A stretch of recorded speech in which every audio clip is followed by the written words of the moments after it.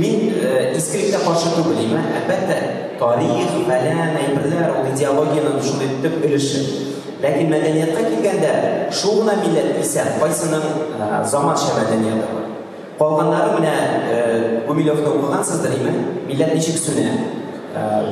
Менә аның ние бетә, дәрте бетә, дәрте беткәннән соң, шуннан соң үзенең фольклор бик каты ярата башлый, ансамбльләр төзи башлый, бик ошаган шулай безнең тарихта.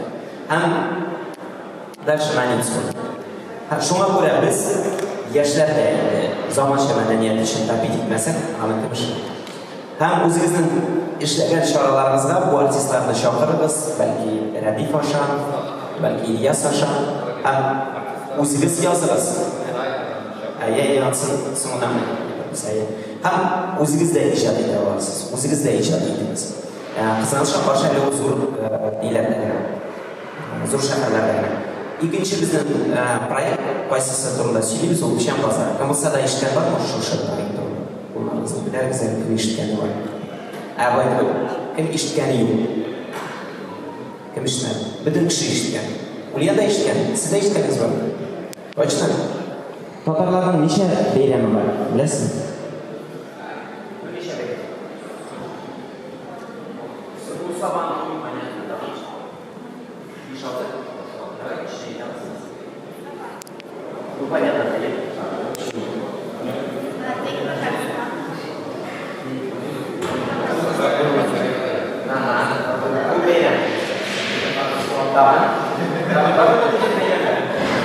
Получается, что он это депрессивный халк получается.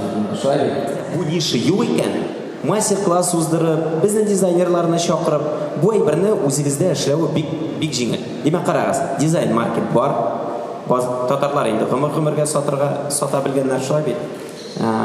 Шуннан соң музыка бар, кино бар, бию бар, лекциялар оештырабыз. Сабантуйда бик кыен күз алдына китергә, что анда Сабантуйга киләсең дә, син Сабантуйда в основном потребитель. Шулай бит. Әгәр дә теге кылгага менмәсәң, нитмәсәң, син в основном карыйсың, йөрисең и супермаркетта кем. И сайлыйсың. Мондый макарон сайлыйм, мондый макарон сайлыйм, мондый эчемлек сайлыйм, мондый эчемлек сайлыйм. Мондый шәһәр фестивальләрендә анда күбрәк кеше катнаша. Димәк,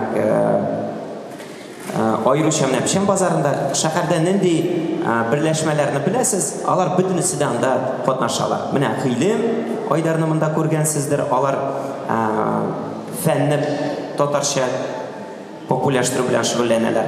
Дизайнерлар ул хәзер аерым берләшмә, музыкантлар берләшмәсе, биючеләр берләшмәсе белән үзебез өчен быел ачтык.